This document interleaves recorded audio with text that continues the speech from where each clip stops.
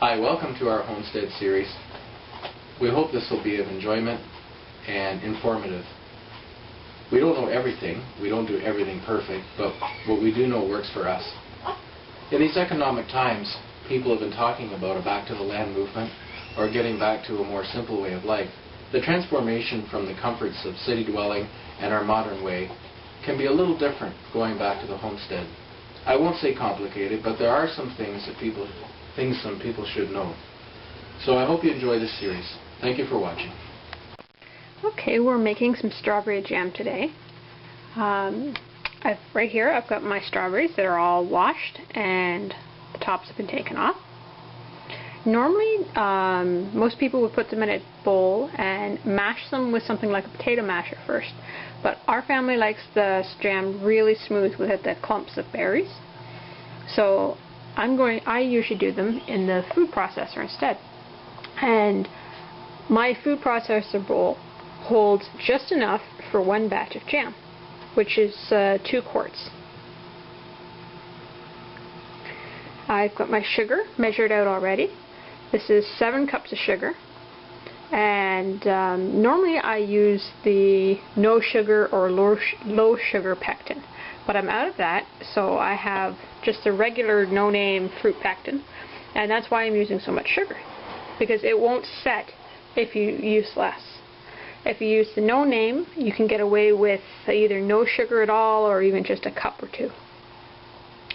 I'm using the standard lids, and I will get them sitting in some hot water in a minute. And I've got my jars all washed and ready to go. And I've got my canner heating up. This is just a regular large size water bath canner. The only difference is that I use my rack in the bottom there is from my pressure canner, because they normally come with these wire racks, and I can't stand those. The jars don't sit in them properly, and I find this just works a lot better. Okay, I've got my food processor filled to the top with berries. I'm just going to pulse them until they get nice and smooth.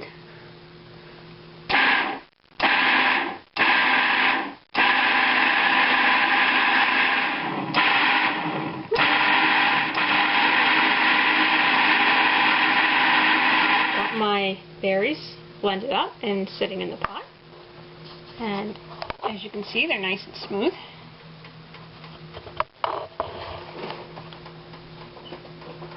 Now I'm just adding 2 tablespoons of lemon juice.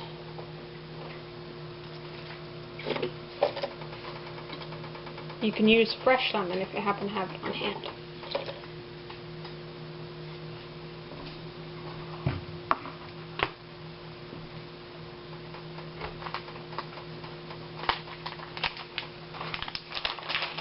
Now I'm just adding the pectin crystals.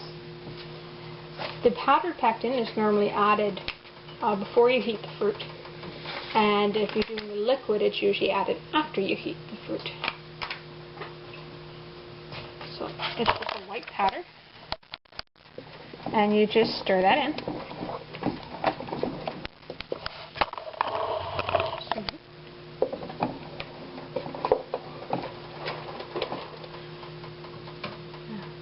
Now you want to heat it up and keep stirring it so that it doesn't scorch on the bottom. And once it comes to a boil, you add the sugar and stir that in really well.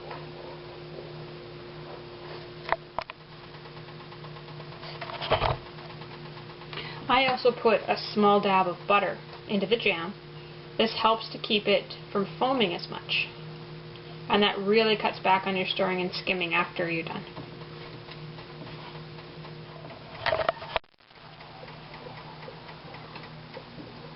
Our berries are starting to come to a boil now. I don't know if you can see it past all the steam, but they're starting to bubble away. So now I'm going to add the sugar.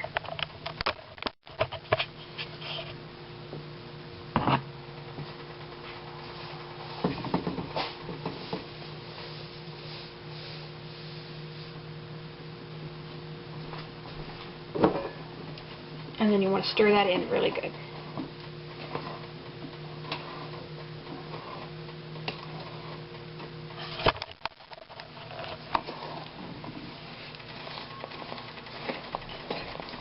stir the sugar until it's all dissolved really well.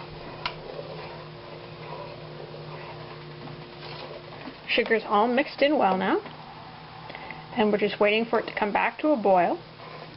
Then we're going to set the timer for 1 minute and boil it while we stir it.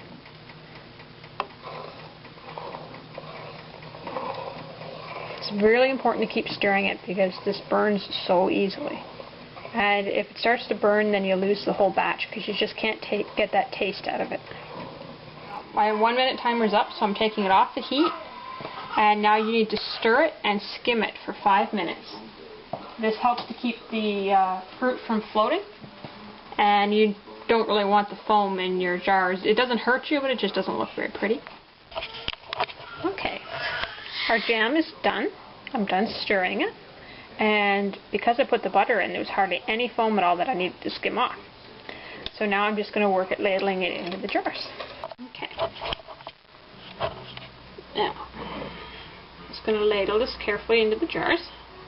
And I've got the jar sitting, I don't know if you can see it, on top of a wooden breadboard here.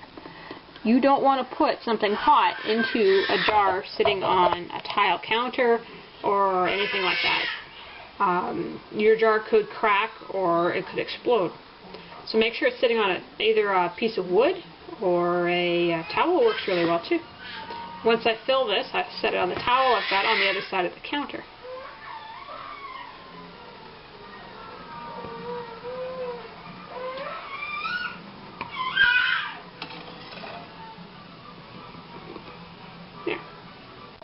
Okay, from that one batch of jam, I got almost 4 pints.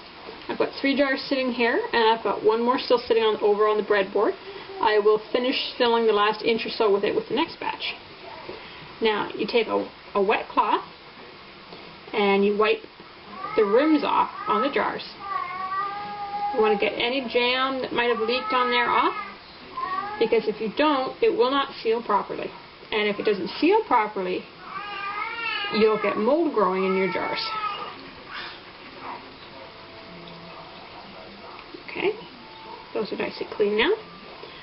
Now take your lids and place them on top. It used to be recommended for you to boil these lids, but the problem was so many people were overboiling them that they wouldn't seal anymore.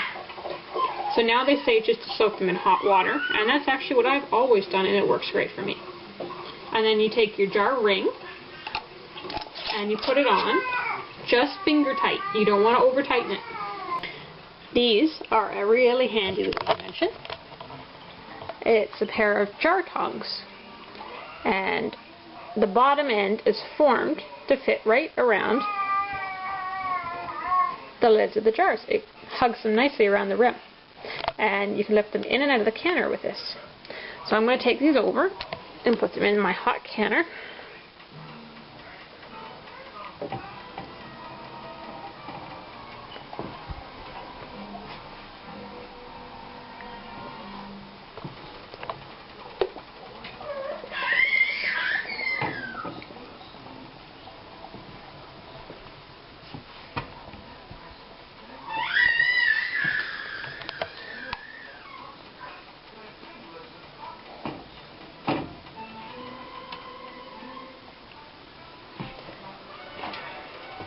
Lid back on that. I will turn the temperature up and wait for it to come to a boil. Once it's boiling, I will set the timer for 10 minutes and then take them out and let them cool. Okay, our jams have been in for 10 minutes now and they're ready to take out of the canner.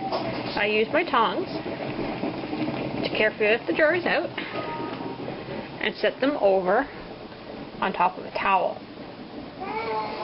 Do not put them all right on your countertop because the jars will probably crack. Either set them on a wooden board or on a towel. And I forgot to mention that I also put a little bit of vinegar inside the canning pot. See? I don't know if you can hear that, but you can hear the lids popping. That's the air coming out of the ceiling. Anyway, the vinegar keeps the calcium water buildup off the jars, so you don't have to rewash the jars when you're done. And then just leave these to sit here for 24 hours. And then you can take these rings off, wipe the edge of the jars down, label them, and put them away. And you're all done.